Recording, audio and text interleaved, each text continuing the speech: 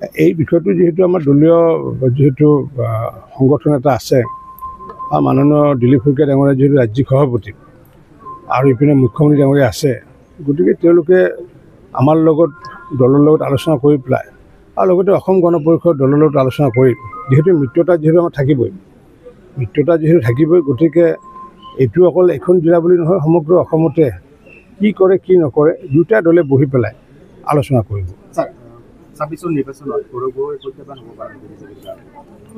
আমাৰতো ব্যক্তি বুলি কোনো কথাই নাই, আমিতো ব্যক্তিৰ কনচেপ্টটোৱে নামানো আমি। কাৰণ কিয়, এতিয়া মই যেতিয়া সভাপতি আছিলোঁ, দুবাৰকৈ সভাপতি আছিলোঁ, আমাৰ 42 লাখ আমাৰ সদস্য হৈছিলে। পৰৱৰ্তী সময়ত যেতিয়া আমাৰ ভৱেশ কলিতা ডাঙৰীয়া হ'ল বা দিলীপ শইকীয়া ডাঙৰীয়া হ'ল, তেতিয়া আমাৰ 55 লাখ আমাৰ সদস্য হৈছিল।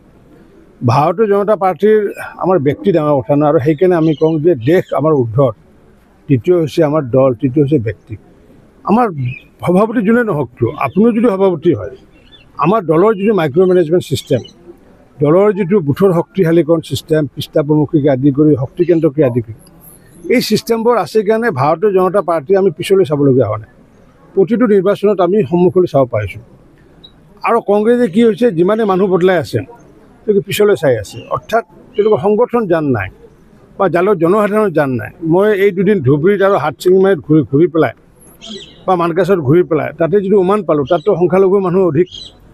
তেওঁলোকে আমাক কৈ আছে যে আপোনালোকে ভাৰতীয় জনতা পাৰ্টীটো অকল ডিব্ৰুগড়, শিৱসাগৰ, বঙাইগাঁৱত শক্তিশালী কৰে, ইয়াতে নকৰে, ইয়াতে মানুহবোৰ নাহে আপোনালোকৰ। তেওঁলোকেও বিচাৰিছে নহয়, মোদী ডাঙৰীয়াৰ যি কৰ্ম, যি কাম, গতিকে তেওঁলোকেও পোনপটীয়াকৈ ভাৰতীয় জনতা পাৰ্টীত আহিব বিচাৰে, যাৰ কাৰণে এইবাৰ কেইবাজন সংখ্যালঘু সম্প্ৰদায়ৰ জিলা পৰিষদৰ আঞ্চলিক পঞ্চায়তৰ, য'ত নেকি 100% মাইনৰিটি, তাতো আমাৰ সদস্যই পদুম ফুলত জিকিছে। কাৰণ কিয়, সংখ্যালঘু অঞ্চলৰ মানুহ বুজি উঠিছে।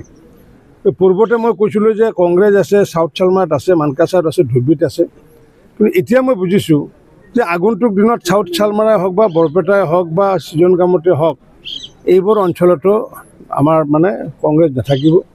আৰু মইতো ভাবোঁ, বহুতে কয় যে আমাৰ বঙাইগাঁও জিলাৰ যে দুটা সমষ্টি আমাৰ কাৰণে বুলি কয়, এটা হৈছে বঙাইগাঁও, এটা হৈছে অভাৰপুৰী, মিত্ৰজোঁটৰ কাৰণে কয়।